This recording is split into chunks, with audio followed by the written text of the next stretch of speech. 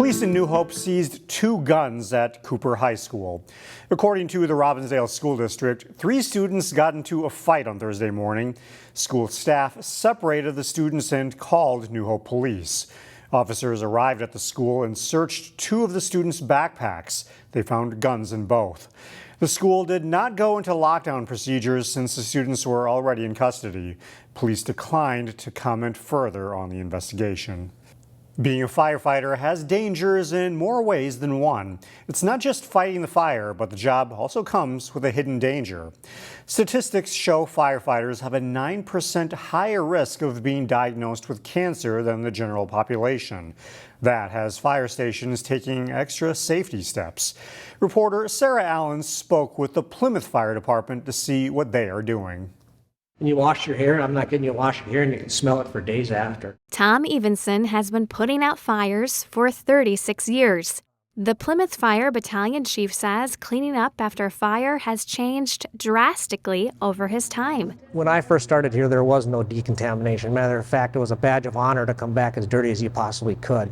And what we're finding out is that was not healthy in any way for our firefighters.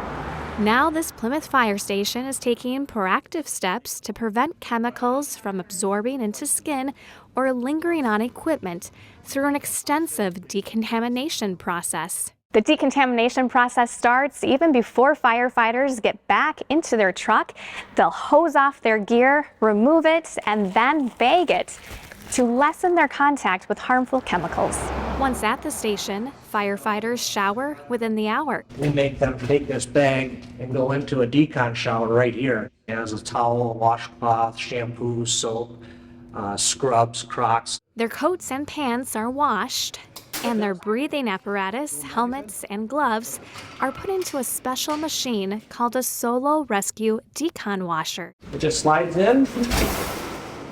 And we close the door and push the start button, and it takes 9 minutes to go through the cycle. The fire station is careful to make sure only cleaned items and washed personnel ever enter living quarters. No products of combustion or carcinogen should make their way to where the firefighters live on a daily basis. Evenson wishes the current decontamination system was around when he started, but says better late than never for the well-being of the current firefighters and future ones. Want them to have a long, healthy career. In Plymouth, Sarah Allen, CCX News. The special washing machine is costly for fire departments. Battalion Chief Evanson says the Solo Rescue Decon washer costs $30,000. The love of cars has fueled dreams for one Armstrong High School student. In this week's Standout Student, Kevin Miller met an Armstrong senior whose skills as a driver took him to an international competition. But we had to take off the carburetor and then clean it out, which is all right here. Lucas Priem Also figure out why it shuts off when they turn to the left.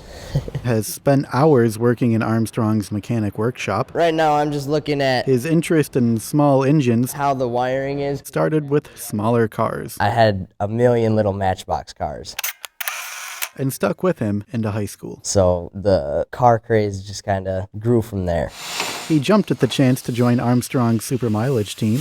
They build cars and race them in fuel efficiency contests. I joined the car class thinking, hey, it's something fun to do. I like cars. It's somewhat relieving getting away from sitting in a classroom all day.